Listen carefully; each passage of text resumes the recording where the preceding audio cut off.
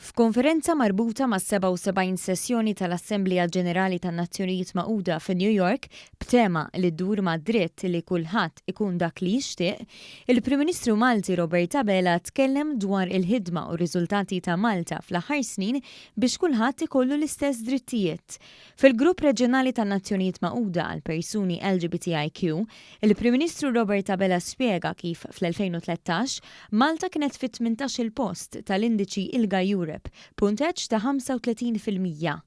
Illum u għas-7 sena konseguttiva, Malta tinsab fil-quċċata tal-lista fl-ewwel post, punteġġ ta' 92%. Alla ħares kellek tibqa' staġnanti u tkun soddisfatt b'dak li ksibt għaliex hemmhekk fejn teħel.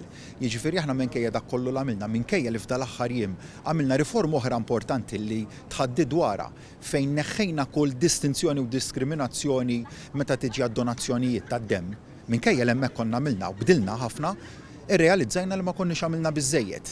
U għalhekk li għamilna din ir-riforma importanti propju ftit tal-jiem ilu fejn kwalunkwe distinzjoni li kien hemm ma' bażi tal-orjentazzjoni sesswali issa tneħħiet kompletament. Dr. Abela qal li Malta hija gburija li llum qed isservi ta' mudell għal pajjiżi oħra. Minkejja dan innota li baqa' ħafna xi jsir madwar id-dinja kollha biex kulħadd igawdi minn drittijiet ċivili indaqs.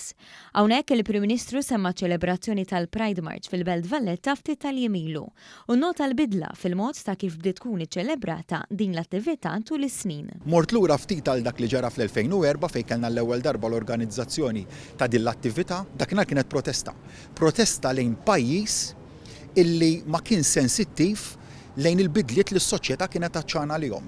Imma mbagħad rajna mill-2013 il-qudiem il-pajjiż imbarka fuq din il-proċess ta' riformi u llum qegħdin niċċelebraw dik l-attività kienet waħda ta' ċelebrazzjoni li għaliha attendew mijiet ta' nies. U hemm irridu nibqgħu nħarsu l-qudiem dejjem lejn aktar u aktar riformi anke sabiex inkomplu naslu lejn il-kunċett ewlieni lejn il-prinċipju anzi ewlieni wara dan kollu, l-ugwaljanza bejn kulħadd. Il-Prim Ministru kellu wkoll istedina ċ-ċittadini kollha minn madwar id-dinja għal Europride tas-sena d-dieħla li se tkun organizzata f'pajjiżna bejn is-7 u 17 ta' Settembru tal-2023.